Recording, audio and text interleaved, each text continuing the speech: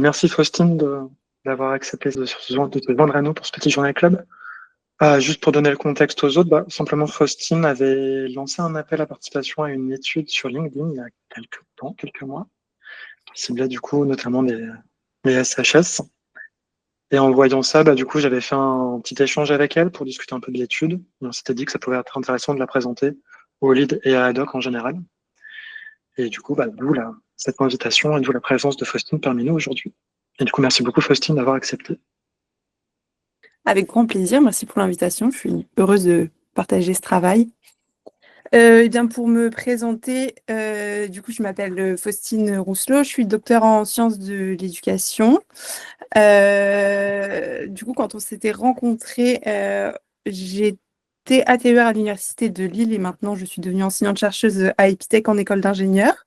Et cet été, pour ne pas m'ennuyer, surtout au printemps, j'ai lancé une enquête effectivement sur le doctorat en sciences humaines et sociales, donc je vais vous présenter aujourd'hui. Pour la présentation, ça va être assez simple, hein, le contexte de la recherche, l'objectif, quel était l'objectif de la recherche, la méthodologie d'enquête. Je vous présenterai un petit peu le profil de l'échantillon, les résultats qui sera certainement le plus intéressant et les limites de cette recherche et surtout les pistes de réflexion. Avant de commencer, je voulais vous préciser que je suis un peu désolée je pensais que les résultats seraient pas différents, mais je pensais qu'ils seraient plus aboutis que ce que je vais vous présenter aujourd'hui. C'est vrai que l'enquête est assez récente puisqu'elle s'est terminée en juin, je crois. Ah oui, c'est ça, en juin. Et du coup, c'est vrai que je pense qu'ils pourraient être bien meilleurs que ce qu'ils sont aujourd'hui. Donc, je m'en excuse d'avance. Concernant le contexte de la recherche, mais je ne vais pas vous apprendre grand-chose. Je suis évidemment partie sur la question de la précarisation de l'université qui me questionnait beaucoup. Et puis, faisant partie du monde universitaire, c'était difficile qu'il ne soit pas évident à mes yeux. Comme je le dis, je ne vais pas vous apprendre grand-chose sur l'explosion des contrats précaires à l'université. Et c'est vrai que Thomas Porcher, avec son livre sur le vacataire, a quand même mis les deux pieds dedans. Et du coup, j'ai un petit peu continué dans sa lignée, mais au sens où lui interrogeait surtout les vacataires. Moi, je me suis plutôt intéressée aux doctorants qui sont aussi souvent vacataires, mais je voulais surtout m'intéresser à ce qui se passait avant et parfois à la violence dont les doctorants peuvent faire face pendant leur thèse. Du coup, voilà. Et puis surtout, c'est vrai que c'est un travail qui a une continuité très proche avec ce que j'ai pu faire avant. Euh, et depuis que je fais de la recherche, donc on va dire depuis ma licence, j'ai la sensation d'avoir une relation particulière avec les objets que je peux questionner, au sens où en licence, j'ai fait mon premier travail de recherche sur l'échec à l'université parce que j'ai raté ma première année à l'université. Et je voulais savoir pourquoi, si c'était que de ma faute, mais finalement j'ai été un peu rassurée. Et puis aussi, en master, j'ai fait un travail sur la question de la professionnalisation à l'université. Qu'est-ce qu'on fait avec un master en sciences humaines et sociales parce que je ne savais pas ce que je voulais faire de ma vie. Et puis bon, après en thèse, j'avais une thèse financée, donc là, c'était quand même sur l'échec à l'université, donc ça me permettait d'avoir une relation particulière quand même avec mon travail. Et puis arrivé la thèse, il fallait, une fois la thèse soutenue et être devenue jeune docteur, il fallait absolument que je me questionne sur le vécu du doctorat et sur comment on peut le vivre. Du coup, voilà, c'est vrai que pour moi, j'ai toujours une relation particulière, enfin, je pense, avec mes sujets, mais je ne dois pas être la seule. Et du coup, ça s'inscrivait aussi dans la continuité de mes travaux, puisque je me suis toujours intéressée à l'enseignement supérieur, à comment il fonctionne, et j'ai toujours aimé le questionner. Donc, au final, ça tombait plutôt bien, et du coup, ça m'a vite passionnée, ce travail. Donc, l'objectif de ce travail, de base, c'est pas tout à fait la question que je vous montre ici, mais bon, c'est comme ça que ça s'est transformé. Au départ, l'objectif était vraiment très introspectif, puisque au départ, je voulais vraiment uniquement questionner comment le doctorat en sciences humaines et sociales venait avoir une influence ou un impact sur les relations, sur nos relations intimes au sens amical, familial et amoureuse. Je voulais questionner comment voilà, il venait transformer ou avoir un impact sur nos relations qu'on pouvait avoir avant la thèse. Mais bon, au final, il s'est avéré que ça a transformé bien plus de choses que juste nos relations intimes. Du coup, ça s'est un petit peu agrandi et voilà, la recherche vient plutôt questionner comment il transforme la trajectoire de vie des jeunes chercheurs, mais aussi évidemment l'identité en tant que telle. Je me suis uniquement intéressée au doctorat en sciences humaines et sociales parce qu'il existe, vous le savez certainement, qu'il existe plein de travaux qui expliquent que voilà, quand on fait un doctorat en sciences humaines et sociales et en sciences, j'allais dire inhumaines, mais je vais être gentille, en sciences dures, eh bien forcément, c'est pas tout à fait le même doctorat. Il y a énormément de disparités entre ces deux doctorats. Et comme je voulais pas que ce soit un biais à ma recherche et que je voulais pas que ce soit aussi une limite, j'ai préféré séparer les deux. Et pour moi, c'était plus facile de comparer juste un doctorat en sciences humaines et sociales que d'y mettre aussi des sciences dures. Donc, pourquoi ce choix? Voilà. Donc, voilà, l'objectif de cette recherche, c'était ça. Concernant la méthodologie, ce que j'ai fait, effectivement, j'ai posté un appel à participation sur LinkedIn où j'expliquais que voilà, je voulais mener, j'ai mis la capture d'écran du message que j'avais posté. Donc l'objectif, c'était vraiment d'interroger des jeunes docteurs. J'avais ciblé des docteurs qui avaient soutenu entre 2020 et 2024. J'avais choisi cette temporalité-là parce que je souhaitais des docteurs, enfin des jeunes docteurs qui avaient encore, comment dire, où le corps et l'esprit étaient encore assez impactés par la thèse. Mais en même temps, je voulais aussi des personnes qui étaient aussi un peu dans l'après, parce qu'à mes yeux, ça avait tout un intérêt. Peut-être le sentiment de décompensation après la thèse, pour moi, avait mérite à être questionné. Donc c'est pour ça que j'avais mis aussi des gens qui avaient soutenu en 2020. Ça me permettait d'avoir des gens où ça faisait 4 ans qui étaient dans l'après et d'avoir aussi des données là-dessus. Du coup, voilà, j'ai mené donc c'est une approche qualitative puisque c'était des entretiens. Alors au départ, c'était des semi-directifs, mais au fur et à mesure, c'est vrai que l'avantage de questionner des docteurs en sciences humaines, en sciences humaines, ils sont plutôt à l'aise. Enfin, en tout cas, ils connaissent le principe des entretiens et la parole est assez libre et assez facile. Du coup, c'est vrai que ça s'apparente plutôt, avec le recul, à des entretiens biographiques. Et puis, je trouve aussi la facilité, c'est pas quelque chose que j'ai mis là dans la méthodologie, mais la facilité, en tout cas, il y a une forme de résonance dans les discours du fait que je sois aussi passée par là et que eux, enfin, on a un point commun dans les discussions. Je trouve que ça facilite énormément la discussion. Après, bon, je vais pas venir d'un point de vue éthique sur la posture du chercheur. Mais c'est vrai que j'ai la sensation qu'il faut donner de soi pour recevoir. Et du coup, je suis plutôt dans une approche voilà, énormément dans le partage et dans la résonance. Et je trouve que ça permet, enfin en tout cas, j'ai la sensation que ça donne des récits plus authentiques. Je ne sais pas si c'est le terme, mais en tout cas, où les docteurs se livrent davantage. Donc en tout, j'ai recueilli 16, enfin j'ai rencontré 16 docteurs. Je me suis arrêtée là, j'avais d'autres participants, j'aurais pu en faire plus, mais c'était déjà assez conséquent puisque je suis toute seule à mener cette enquête et je le fais par pur plaisir. Donc c'est vrai que ça m'a déjà pas mal occupée. C'est des discours qui sont assez importants. On est sur des entretiens qui durent des fois 3 4 heures. Donc voilà, ça me faisait déjà pas mal de matière et comme je vous dis, je suis déjà un peu attristée des résultats qui sont pas encore assez poussés à mon goût. Donc voilà, je me suis arrêtée à 16 pour le moment, mais je sais qu'il y a possibilité de faire bien plus. Donc concernant le profil de mon échantillonnage, je suis assez contente puisque j'ai, on va dire, presque une parité au niveau du genre. Donc j'ai 9 femmes pour 7 hommes. Donc ça, je suis très contente pour cette parité. Au niveau des disciplines, c'est assez multiple puisque j'avais ouvert à toutes les sciences humaines et sociales. Donc j'ai pas mal de psychologie, d'anthropologie. J'ai en majorité de la psychologie et des sciences de l'éducation. Un peu d'infocom, j'ai de la sociologie, j'ai un peu de STAPS, mais en tout cas ça s'oriente, c'est STAPS orienté sciences humaines et sociales, donc ça fonctionnait. Du coup voilà, j'ai pas forcément analysées au prisme de ces disciplines, même s'il y a certaines qu'on pourrait, enfin, qui ont une influence quand même sur certains résultats dont je reviendrai après.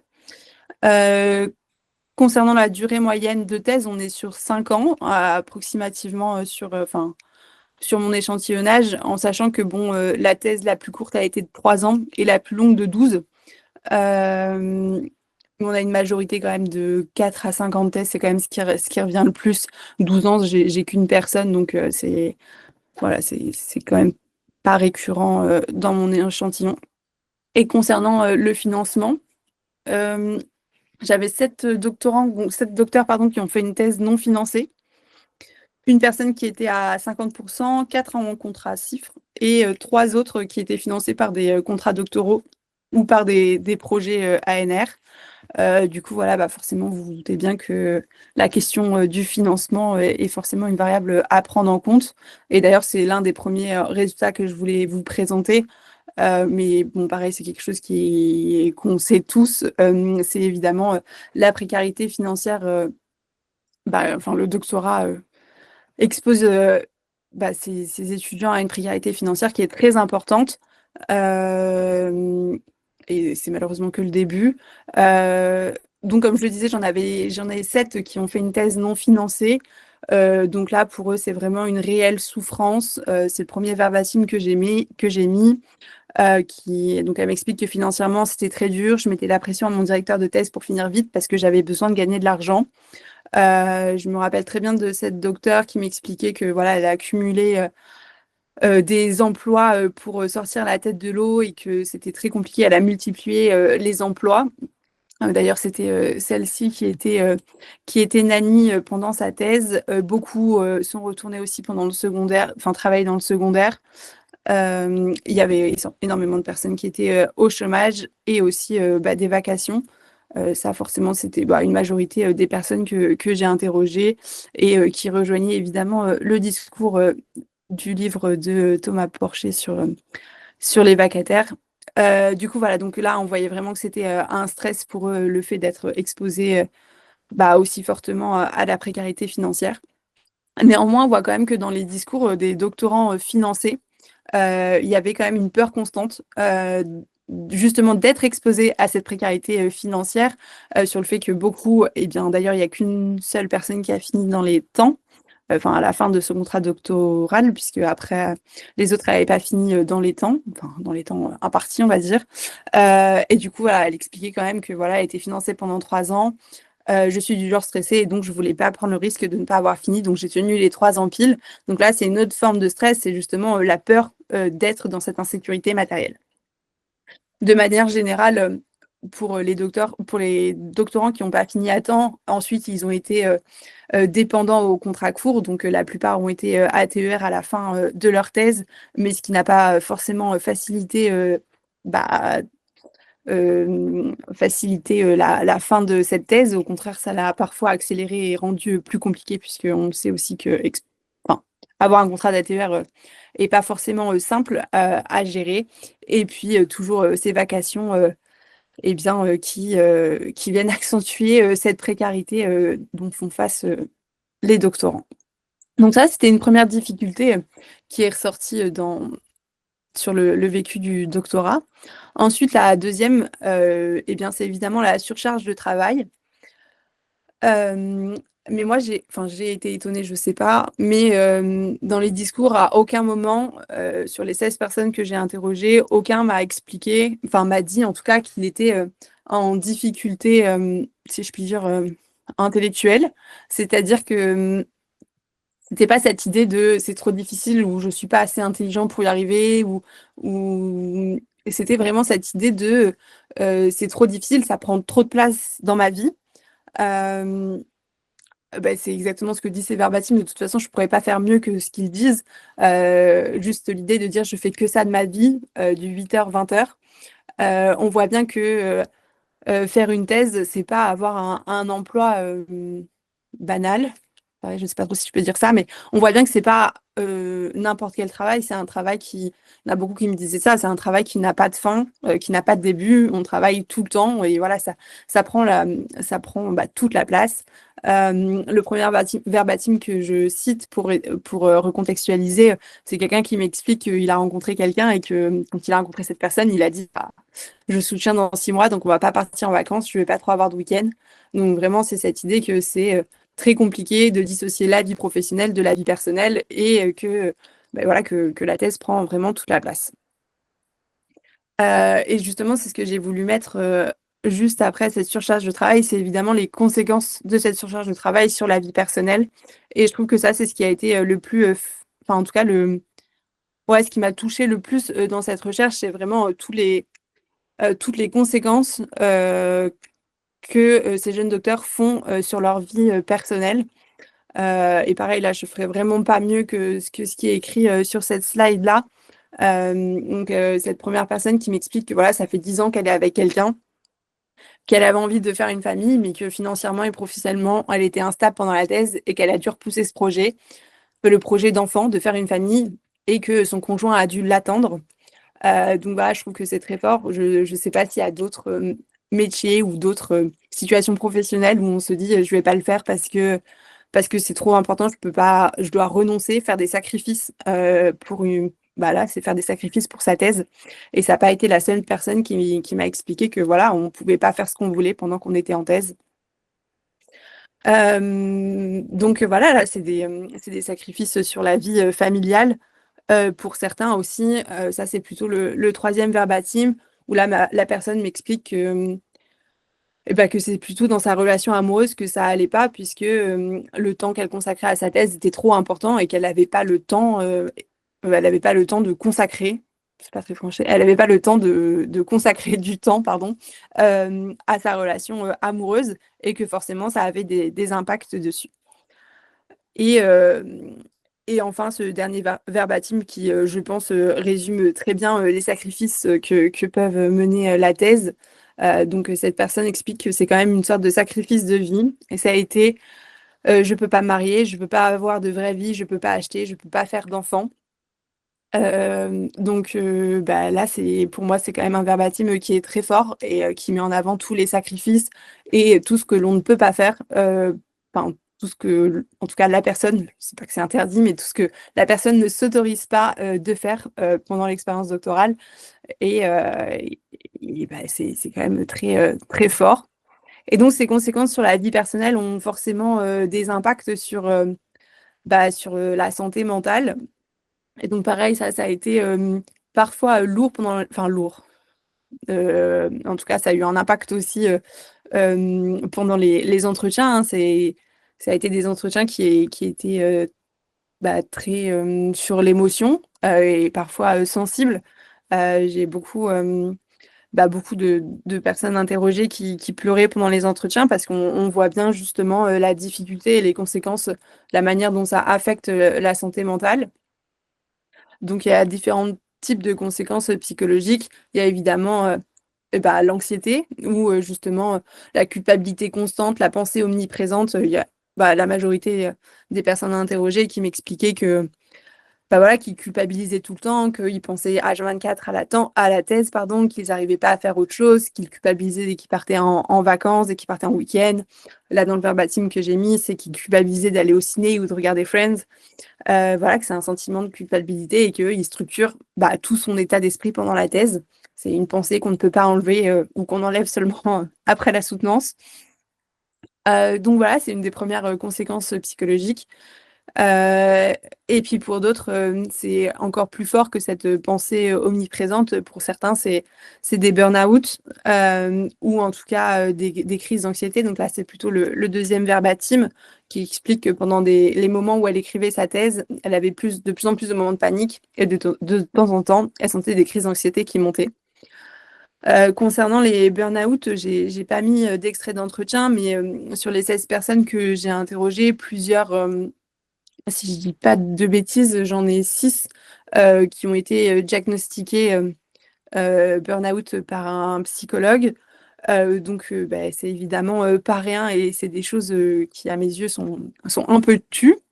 Donc, voilà, mais c'est pareil, c'est des données où peut-être naïvement auxquelles je m'attendais pas forcément, mais il y a vraiment voilà, cette santé mentale qui est très fragilisée pendant la thèse. Et il y a aussi des choses où, pareil, j'ai pas mis d'extrait d'entretien, mais le sentiment d'imposteur, les doutes sur les compétences qui viennent forcément affecter aussi et bien le jeune docteur.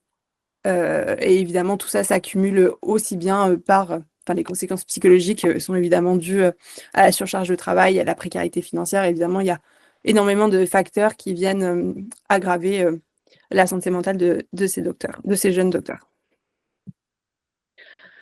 Et du coup, comme je vous le disais en vous présentant ma méthodologie d'enquête, j'ai voulu m'intéresser aussi à l'après-thèse et aux trajectoires professionnelles. Donc, sur la population que j'ai interrogée, il y en a 4 sur 16 qui sont devenus maîtres de conférences depuis. Euh, 2 qui sont revenus au métier qu'ils exerçaient avant la thèse. Donc, c'est principalement pour les psychologues. Et c'est ça aussi que j'ai oublié de vous dire tout à l'heure. C'est que j'ai remarqué que pour ceux qui étaient... ce qui est aussi marrant, c'est que que j'ai interrogés, les psychologues que j'ai interrogés étaient psychologues du travail. Et en fait, c'est vrai que c'est à nuancer dans mes résultats, puisque pour eux, la thèse a été vécue un peu plus facilement, entre guillemets, mais de par leur métier, c'est quelque chose qu'ils expliquent. Et c'est vrai que là, je ne l'ai pas du tout mis en avant, donc je préfère le dire maintenant, avant d'oublier. Donc, comme je disais, 2 sur 16 sont revenus à leur métier avant thèse. Et puis, 10 sur 16, emploi précaire, donc vacation. Certains sont enseignants dans le secondaire, des ATER, et aussi certains qui sont au chômage depuis quelques années. Du coup, voilà. Bon, c'est pas très réjouissif, ces résultats.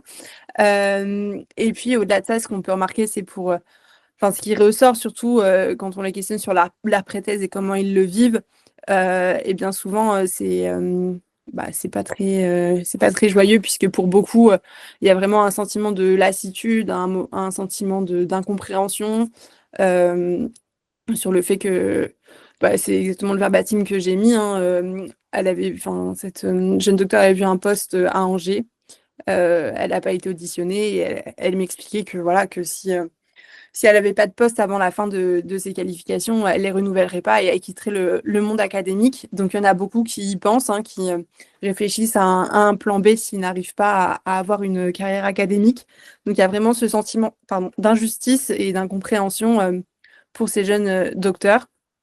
Et pour certains, pour même certains qui sont devenus maîtres de conférences, il y a quand même ce sentiment de difficultés, ou en tout cas de séquelles un peu post-traumatiques. C'est peut-être un peu excessif, mais où justement, là, c'est plutôt le deuxième verbatim elle m'expliquait que voilà, elle avait cassé le plafond de verre, mais qu'elle continuait à enlever les morceaux qui sont plantés dans sa peau, au sens où elle gardait quand même des séquelles et que voilà, la thèse avait quand même un impact sur son corps, sur sa santé mentale. Et justement, c'est ça, c'est que l'après-thèse a des conséquences évidemment sur la trajectoire professionnelle qui n'est pas évidente, mais elle a aussi des séquelles qui sont plus psychologiques. Je m'excuse pour la longueur des verbatims, mais j'arrivais pas à les couper tellement ils étaient à mes yeux pertinents. Euh, Puisque, voilà, je vais vous les lire. Le premier, à la fin de ma thèse, déjà éprouvante, c'est à ce moment-là que le vrai burn-out est arrivé. Je n'arrivais plus à me lever pour travailler. Ça m'a vraiment coûté en termes de concentration. J'ai des problèmes de concentration que je n'avais pas avant. Mon énergie est en dents de scie. Certains jours, je suis hyper performante, d'autres, je n'arrive à rien. Je pense que le contre-coup de la thèse fait encore partie de moi. J'ai eu la sensation d'être allée au bout de moi-même. Et le deuxième, j'exagère un peu, mais comme les personnes qui subissent un cancer et qui n'ont pas le temps de gérer l'information à la fin des traitements, il y a cette décompensation complète. Il y a des troubles cognitifs, la concentration, la mémoire. Parfois, je n'arrive même pas à parler correctement. J'étais fatiguée. Tu n'arrives pas à écrire, tu n'arrives pas à lire, ça va plus, t'as grillé le cerveau. Ça t'a grillé le cerveau, pardon. Euh, et voilà, je trouve que on voit bien que là, il y a des séquelles cognitives auxquelles on ne pense pas forcément. Mais on dit souvent que le cerveau est un muscle. Et en fait, on voit bien que l'effort de la thèse vient impacter justement le fonctionnement cognitif et qu'il y a des séquelles. Donc pour la première, elle m'expliquait qu'elle avait été diagnostiquée en burn-out quand elle a eu son poste de maître de conférence et quand tout est un peu redescendu. Il y en a beaucoup qui parlent de vide après la thèse. Il y a aussi beaucoup d'analogies sur le fait que enfin, voilà, l'après-thèse, c'est un peu un accouchement, que des fois, il y a des troubles un peu postpartum. Donc voilà, on voit bien que là, la thèse a vraiment des séquelles sur l'individu en lui-même et c'est souvent des choses dont on ne parle pas. On parle souvent de la thèse, que c'est dur, que c'est beaucoup de travail, mais en fait, ça a beaucoup plus de conséquences que l'on peut, enfin, que l'on peut penser. Donc voilà pour les résultats. Donc c'est ce que je vous disais en tout début de présentation, c'est vrai que ma recherche a énormément de limites. Donc des gens, bon, j'ai un échantillon, je me suis trompée, mais de 16 récits, donc qui n'est pas forcément représentatif de toutes les sciences humaines et sociales. Et j'ai fait peu de croisements de variables, c'est-à-dire que je pense que c'est ce qu'il faudrait faire d'ailleurs. C'est-à-dire que je suis incapable à l'heure actuelle de dire si ceux qui sont financés l'ont plus ou moins bien vécu, si ceux qui ont financé ont fait moins de burn-out.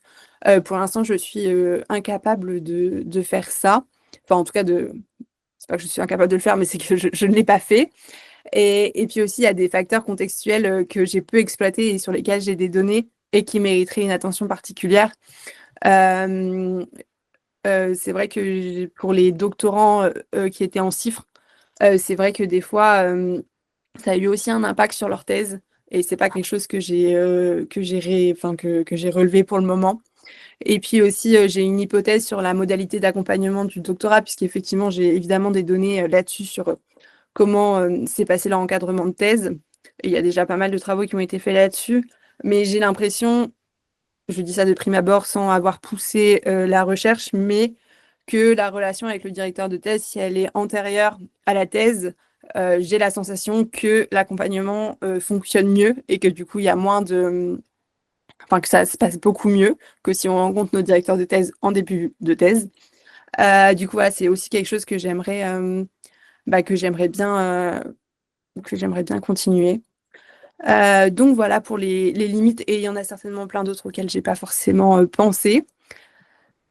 Et pour conclure, j'ai mis mon verbatim préféré, mais surtout, je voulais par cette recherche qui n'est pas du tout finie, montrer que voilà, le doctorat, c'est pas qu'une aventure intellectuelle, évidemment, c'est très riche intellectuellement, mais c'est surtout une épreuve à mes yeux invisible. Il y a plein de choses qu'on ne sait pas et on ne se rend pas compte des répercussions que ça peut avoir sur notre vie et en tant qu'humain. Alors là, c'est plutôt un discours qui n'est pas très flatteur, mais je pourrais nuancer avec quelques discours, même s'ils sont minoritaires, que pour certains, enfin, personne ne regrette d'avoir fait une thèse, évidemment, mais pour certains, ça a été une expérience toute rose. Bon, c'est des discours qui sont minoritaires, mais qui mériteraient, pareil, d'être plus explicites dans ces résultats-là. Et à mes yeux aussi, ce qui est important, c'est de montrer que le doctorat, c'est une expérience liminale au sens où le jeune docteur va se retrouver entre deux statuts. Il y en a beaucoup qui m'ont parlé de ça, justement, le fait d'être étudiant, chercheur, d'être étudiant, salarié, c'était toujours un peu compliqué de se positionner. Et puis voilà, on a une promesse de faire quelque chose de grand, de s'élever intellectuellement et de vivre une expérience intellectuelle qui pour autant nous expose à une précarité qui n'est pas négligeable. Donc ça aussi, je pense que interroger le parcours doctoral au prisme de la liminalité serait, je pense, quelque chose qui mériterait un développement. Et puis voilà, je pense aussi qu'on peut dire que voilà, le doctorat épuise les chercheurs avant même qu'on soit entré dans une carrière académique et qu'on est entre accomplir son rêve de faire une thèse pour certains et la désillusion de ce que ça peut coûter à l'être humain.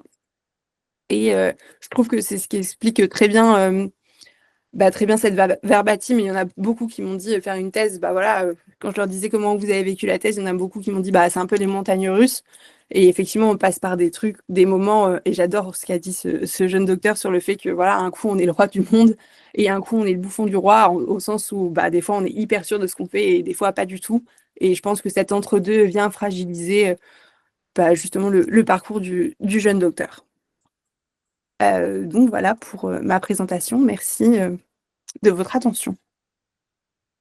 Merci beaucoup, Faustine. C'était très intéressant. Moi, j'avais 2 questions. La première, c'est juste une question de clarification pour être sûre d'avoir compris la remarque sur les psychologues du travail où c'était différent pour eux. C'est qu'ils exerçaient leur métier de psychologue du travail à temps plein à côté de leur doctorat non financé ou c'était plus facile parce qu'ils ont un lien à ces questions différentes. Enfin, voilà, j'ai une deuxième question un peu plus. Ouais. Oui, pour cette question-là, oui, j'ai pas été très claire. En fait, il y avait les deux sortes, c'est-à-dire qu'il y en a qui étaient psychologues du travail et qui n'exerçaient plus pendant la thèse, et d'autres qui étaient psychologues du travail pendant leur thèse. Donc j'ai eu les deux sortes, mais en tout cas, le fait d'avoir ce bagage-là en termes de diplôme, en termes d'expérience professionnelle, il m'expliquait souvent que voilà, il savait qu'il fallait différencier le pro du perso, et que du coup, pour eux, il semblait que c'était un peu plus simple. D'accord. Mais du coup, ils vivaient différemment leur thèse par rapport aux autres, c'est ça? Bah, différemment. Enfin, ça impactait moins leur vie Ça a personnelle. impacté moins, mais c'est pas pour autant que c'était un discours plus enjoué. D'accord.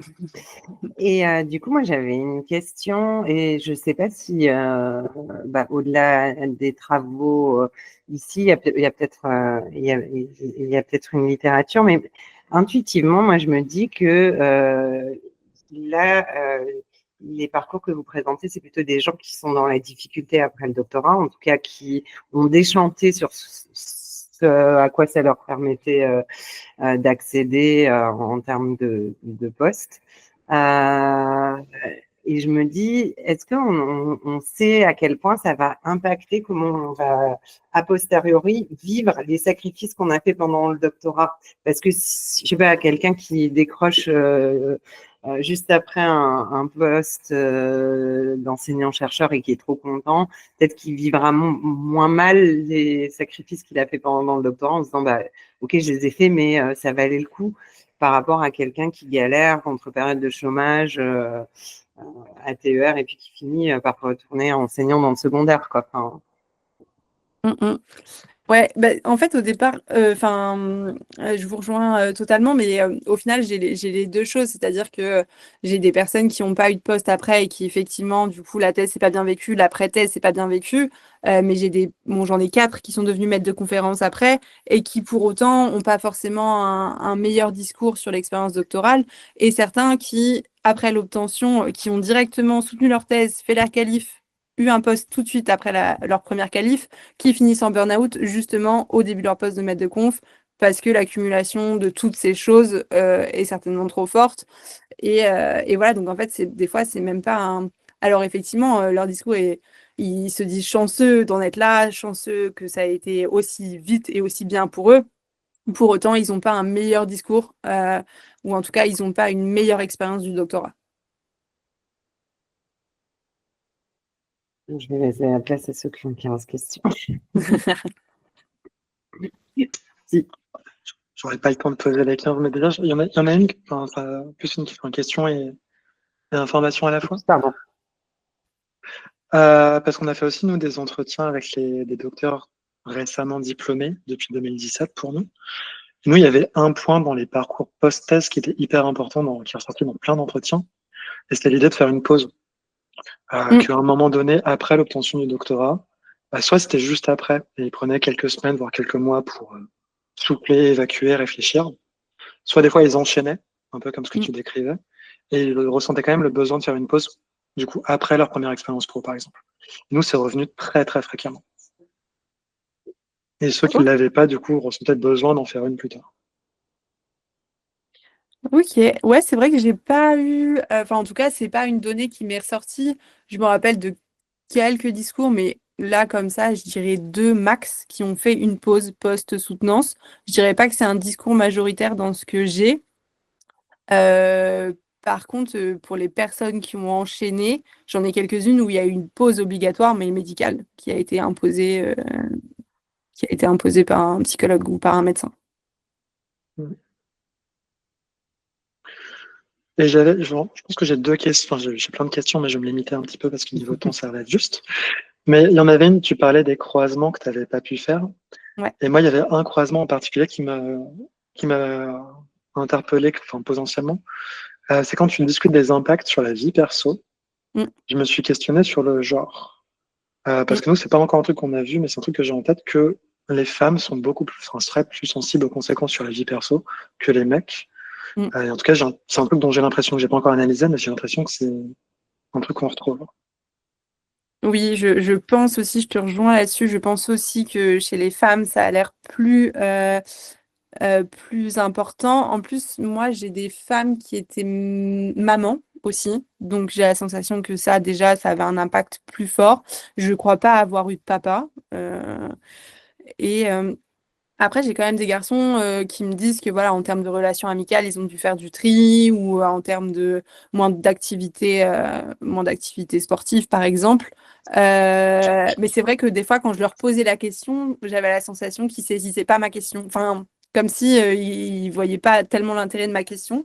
Alors que chez les femmes, c'est vrai que tout de suite, elles m'ont dit qu'elles avaient perdu beaucoup d'amis. En termes de relations amoureuses aussi, mais il y a eu beaucoup de changements.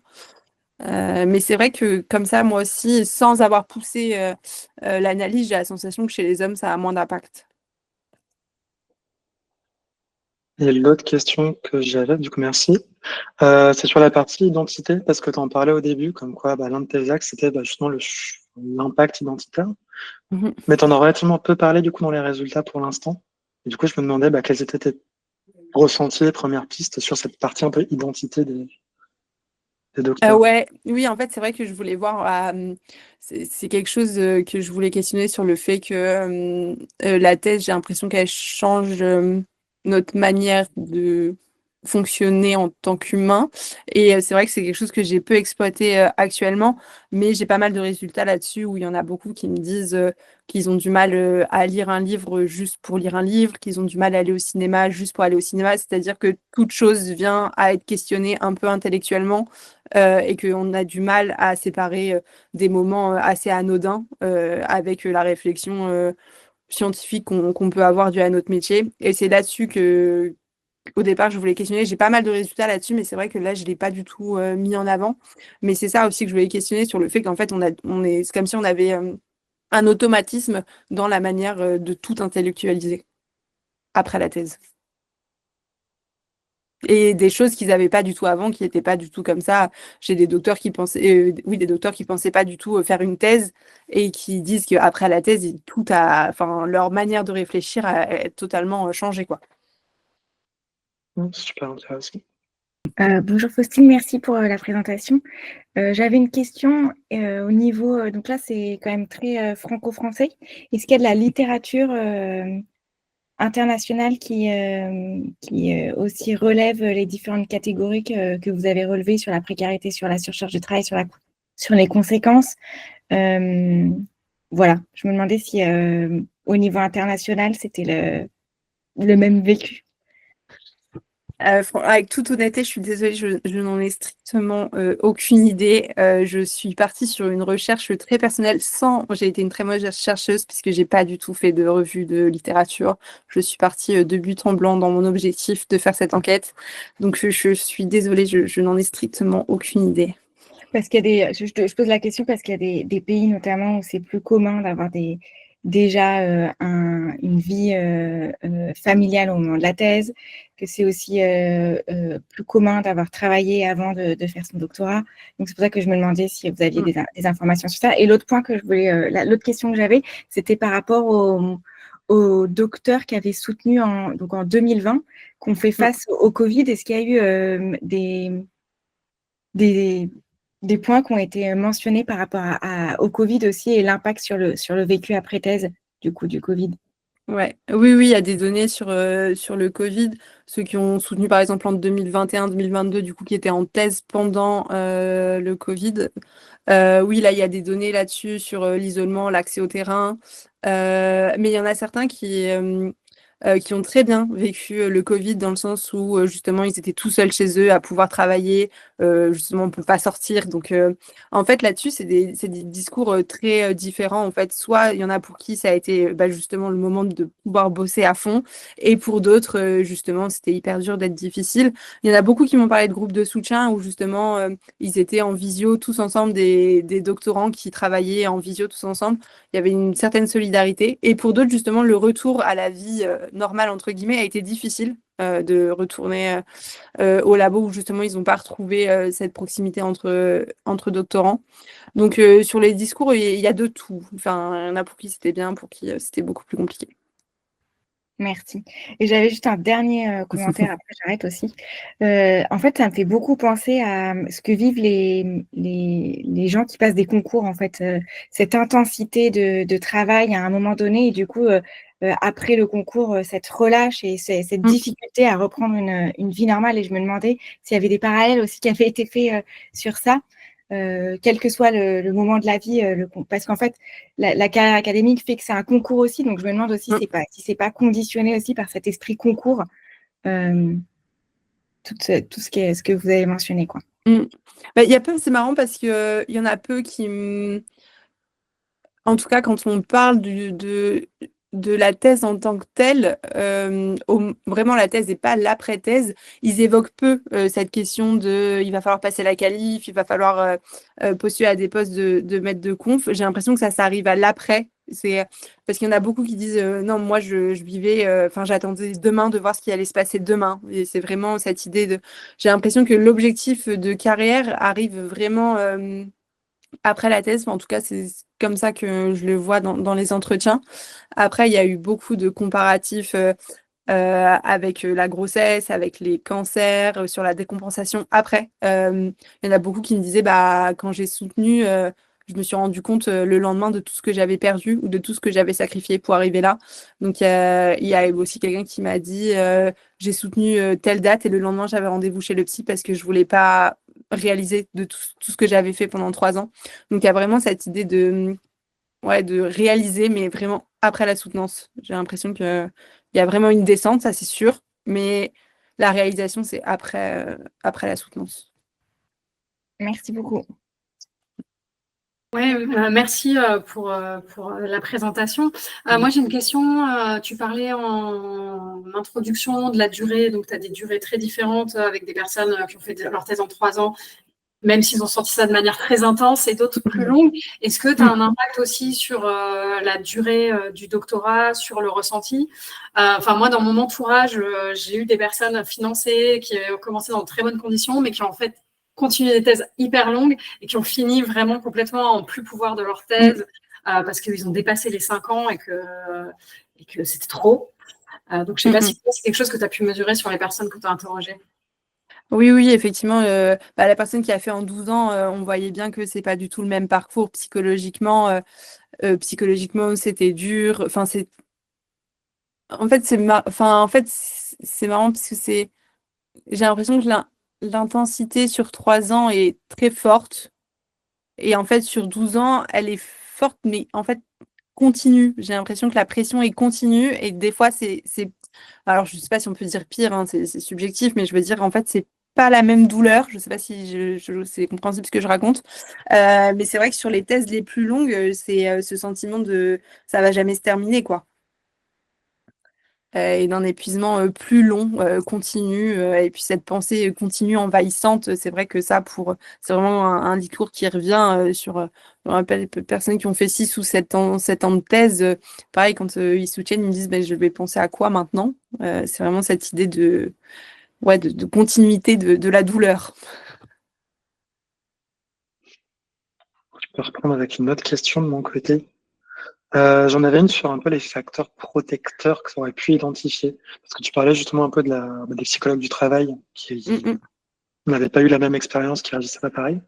Et je me demandais si dans les entretiens, pareil, tu avais d'autres un peu facteurs protecteurs des ressources qui étaient particulièrement ressortis. Les directeurs de thèse, j'ai la sensation aussi, ouais, quand les directeurs de thèse sont... Alors la plupart du temps, c'est vraiment quand ils ont été rencontrés avant la thèse. Donc souvent, c'est quand ils étaient directeurs de mémoire et que du coup, il y a une thèse qui se fait derrière. J'ai la sensation que connaître son directeur de thèse avant le début de la thèse est quand même un facilitateur pour des bonnes conditions de thèse. Sur les discours, c'est vrai que j'en ai quelques-uns qui connaissaient leur encadrant avant et ça semble mieux se passer, hein. Eh ben, merci beaucoup, Faustine, pour ta Avec grand présentation et tes plaisir. résultats. T'as beau dire que c'était un peu brouillon, pas fini et tout, je pense qu'on a trouvé ça hyper intéressant. Merci. Cool, bah, tant mieux, merci beaucoup.